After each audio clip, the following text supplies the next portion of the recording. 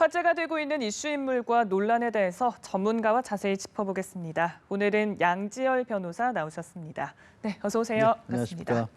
자, 딸바보로 알려졌던 엄태웅 씨의 소식에서 더 충격을 주고 있는 것 같은데요. 네. 우선 이번 사건 어떤 내용인지 좀 간략하게 정리해 주시죠. 일단 현재로서는 피해를 당했다고 주장하는 여성이 고소 내용만 나와 있는 거죠. 지금 일반적인 주장입니다. 그런데 이 여성이 마사지 업소에서 일을 하고 있었는데 네. 물론 그것은 여성의 주장에 따르면 어떤 성적인 행위를 하는 곳은 아니었다라고 하는데 그것을 이제 엄태웅 씨가 지난 1월에 방문을 했고 뭐 어떤 일이 있었는지 모르겠습니다만은 여성은 지금 성폭행을 본인이 당했다라고 주장을 하고 있는 거죠. 네, 그러니까 말씀처럼 지난 1월에 성폭행을 당했다고 주장을 하고 있는 건데, 근데 이게 6개월이 지나서 고소를 한 거잖아요. 네. 이거의 배경은 뭐라고 보십니까? 그래서 이거는 좀 이해가 되기 어려운 상황이에요. 왜냐하면은 6개월이나 지났으면 성범죄 같은 경우에는 무엇보다도 입증을 하는 게 굉장히 중요하지 않습니까? 네. 근데 어떤 뭐 신체적인 어떤 자료가 될 수도 있고 남성의 어떤 자료가 될 수도 있을 것이고 또 진술이나 그 사이에 증거 같은 것들, 뭐 CCTV 같은 것을 확보하기 위해서라도 대개는 아무리 뭐 늦어지더라도 한 달 이내에는 고소가 이루어져야 되는 거고 네. 또 여성이 스스로 어떤 성폭행을 당했다 이랬을 때는 최소한 한 72시간 정도를 골든타임이라고 부르거든요. 그러니까 그런 어떤 시간들이 있는데도 불구하고 네. 다 지나가서 왜 이제야 고소를 했는지는 사실은 아직 이제 고소인 조사 같은 것들이 이루어져야 밝혀질 것입니다. 그렇다면 이 6개월 동안 혹시 뭐 두 사람 간의 합의를 시도했을 그럴 가능성도 있다고 보십니까? 이제 대개 이제 성범죄가 일어났을 경우에 이제 합의 말씀하신 것처럼 경제적인 이유 때문에 그 가해자 측과 합의 같은 걸 먼저 시도를 했다가 그것이 제대로 뜻대로 이루어지지 않았기 때문에 고소로 이어지는 경우도 있거든요. 뭐 그럴 가능성도 전혀 배제할 수는 없습니다만 그렇다고 치더라도 6개월이라는 시간은 상당히 긴 기간이고 말씀하시는 뭔가 합의 시도 같은 게 혹시라도 나온다고 한다면 뭐 어떤 성폭행 자체의 입증이라든가 아니면 다른 정황에 대한 사건의 그 전개가 또 있을 수 있겠죠. 네. 근데 또 한 가지 의문인 게 지금 이 여성이 사기 혐의로 구치소에 수감된 상태에서 고소를 하지 않았습니까? 이게 상식적으로 좀 이해가 되지 않거든요. 그러게 말입니다. 지금 지난달 2012일경에 아마 유죄 판결을 받은 걸로 알고 있는데요. 네. 무엇보다도 구치소에 수감돼 있다라고 하는 게 그것 때문에 뭐 이 사람이 뭐 성폭행 피해자가 아니다라는 결정적인 증거는 아니겠습니다만은 네. 고소를 하는 쪽에서도 자신이 피해를 입었다라고 하는 것을 입증을 해야 될 필요는 있거든요. 네. 자료도 모아야 될 것이고 주변 사람들에게 뭐 변호인의 도움을 받는다고 할지라도 밀접하게 협력을 해야 하는데 그런 것들이 현실적으로 어려운 상황, 그러니까 수감되어 있는 상황에서 고소를 갑작스럽게 했다는 게 또 하나 이 사건에서의 의문점입니다.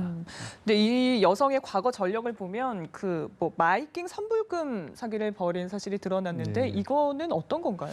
마이킹이라는 게 이제 일본어에서 나온 속칭인데요. 유흥업소 같은 곳에서 선불로 돈을 받는 겁니다. 내가 앞으로 일을 하면서 돈을 갚을 테니까 뭐 생활비 쪽으로 어느 정도를 융통을 해달라라고 하는 건데 대개는 굉장히 높은 이율의 이자를 내기 때문에 그 유흥업소에 일하는 여성들을 붙잡아두는 수단으로서 이렇게 많이 쓰이는 게 안 좋은 수단으로 쓰이는 게 마이킹인데 이 여성 같은 경우는 그걸 역으로 이용한 거죠. 유흥업소 업소 주인들에게 오히려 내가 먼저 접근해서 마이킹을 달라라고 해서 600만 원, 뭐 700만 원 이렇게 받은 다음에 잠적을 한 겁니다. 그래서 전국 각지에서 이런 행각을 벌여서 한 7군데 업소에서 한 3,300여만 원 가량을 사기를 한 거죠. 그렇게 했다가 그 업소 주인들로부터 고소를 당해서 이제 8개월간의 실형을 사실 선고받은 상황이죠. 네. 그러니까 앞서 짚어주셨지만 사실 뭐 사기범이라고 해서 이런 주장이 사실이 아니다 이렇게 단정하기는 어렵겠습니다만 어쨌든 이런 전력들이 드러나다 보니까 이 여성의 주장의 신빙성에 좀 의문을 제기하는 목소리가 많더라고요. 뭐 지금 상황만 놓고 봤을 땐 그럴 수밖에 없고요.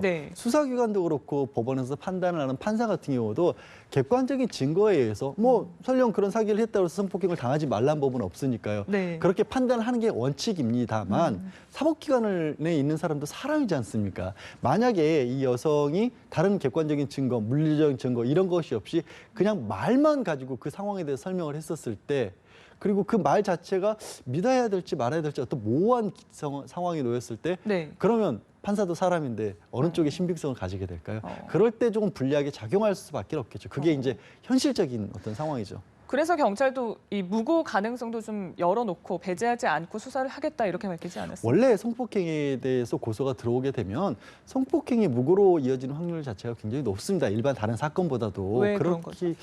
왜 그러냐면 아무래도 이제 다른 이유 때문에, 그러니까 여성이 사실은 성폭행을 당하지 않았는데도 불구하고 뭐 합의금 때문에 그랬을 수도 있고요. 단적인 경우는 본인이 뭐 부정한 행위를 저지르다가 뭐 배우자가 있는 경우에 그것이 들켰을 경우에 상대 남성을 오히려 이렇게 성폭행으로 몰아가는 그런 경우들도 있거든요. 실제 그런 사례가 많습니까? 그런 사례들도 아주 많다고 볼 수는 없겠지만 네. 그런 사례들이 일어나는 게 성폭행의 특성이기 때문에 네. 수사기관에서 성폭행 고소가 들어왔을 경우에는 반드시 그 무고 가능성도 염두에 두고 수사를 하죠. 네. 만약에 여성의 주장이 거짓말이라면 무고죄인 거잖아요. 네, 그렇습니다. 어떤 처벌을 받게 됩니까? 무고죄 자체는 법정형이 10년 이하로 돼 있습니다. 굉장히 높은 처벌이 예상되긴 한데요. 네. 이게 그렇다고 하더라도 실형까지 가는 경우가 생각보다 많지는 않습니다. 왜냐하면 중간에 수사가는 과정에서 자백을 하는 경우들도 많이 있고 또 무고가 중간에 이렇게 밝혀진다는 것은 실제로 무고를 당할 뻔한 사람이 처벌을 받지 않았다는 얘기지 않습니까? 그러니까 처벌을 받지 않은 상황에서 합의를 하고 이렇게 되면 뭐 이제 집행유예나 아니면 실형, 어쨌든 벌금 정도에서 끝나는 경우가 많죠. 그렇지만 뭐 저희가 이 여성의 주장이 사실인 경우도 배제할 수는 없으니까요. 네. 만약에 사실이라면 엄태웅 씨도 뭐 처벌을 피하기는 어려울 그럼 거고. 뭐 성범죄는 최근에 굉장히 강력하게 네. 사회적으로 처벌을 강하게 한다는 이슈가 있었기 때문에 법원에서도 양형 기준 자체를 굉장히 강하게 하고 있고요. 실형을 피하기 어려운 정도의 상황이고 무엇보다 엄태웅 씨 같은 경우는 이 여성은 물론 그 업소가 성매매 업소가 아니다라고 얘기하고 있습니다만은 혹시라도 어떤 성을 전제로 한 어떤 행동이 있었다라면 성매매에 관한 처벌을 받을 가능성도 배제할 수 없는 상황이죠. 네. 그러니까 어쨌든 뭐 구체적인 어떤 그 엄태웅 씨의 입장이 나오지 않은 상황이기 때문에 우선은 뭐 사실이 아니다, 조사에 성실히 임하겠다 정도만 밝힌 상황인 거죠. 예, 그렇죠. 그리고 뭐 본인의 뭐 하고 있는 일 자체가 연예인이라는 특성, 또 특히 이제 이미지가 엄태웅 씨 같은 경우 굉장히 네. 가족 관계에 있어서 따뜻한 이미지를 많이 주고받은 사람이기 때문에 그러니까요. 예단을 해서는 절대로 안 될 상황이고요. 네. 특히 최근에 연예인을 상대로 한 무고 같은 게 굉장히 많았지 않습니까? 그럴 맞습니다. 가능성도 전혀 배제할 수 없는 거기 때문에 말씀드리는 것처럼 괜히 미리부터 색안경을 끼고 엄태웅 씨를 바라볼 필요는 없다고 저는 봅니다. 네. 말씀처럼 이렇게 뭐 가족까지 다 공개된 이런 연예인이어서 사실 이게 혐의 뭐 그런 걸 떠나서 그 정신적으로나 아니면 경제적으로 피해가 상당할 것 같습니다.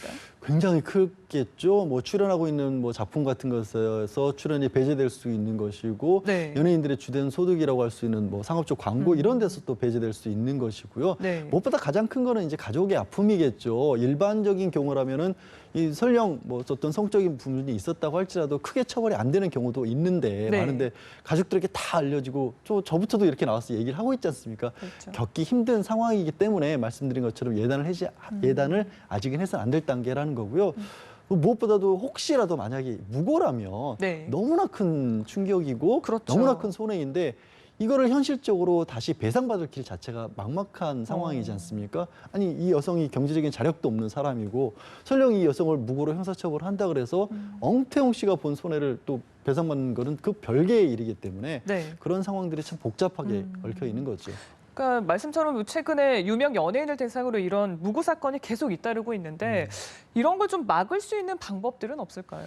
말씀드린 것처럼 손해배상이 현실적으로 어렵죠. 예. 그리고 실제 연예인들이 직접적으로 입은 손해 내지는 얻을 수 있었던 손해에 비해서 받을 수 있는 배상 같은 것들은 굉장히 낮을 것이기 때문에 현실적인 가능성이 별로 없기 때문에 적어도 이런 정도의 경우에 있어서는 법원에서도 좀 강력하게 응징을 할 필요가 있지 않느냐. 아까 말씀드린 것처럼 무고 자체는 그렇게 뭐 강한 처벌이 내려지지 않는 게 일반적이지만 네. 좀 특수한 상황을 고려를 해서 강력한 처벌을 보여야 이런 어떤 공적으로 알려진 사람들을 상대로 한 뭐 무고 같은 것들이 없어지지 않을까라고 생각을 합니다. 네.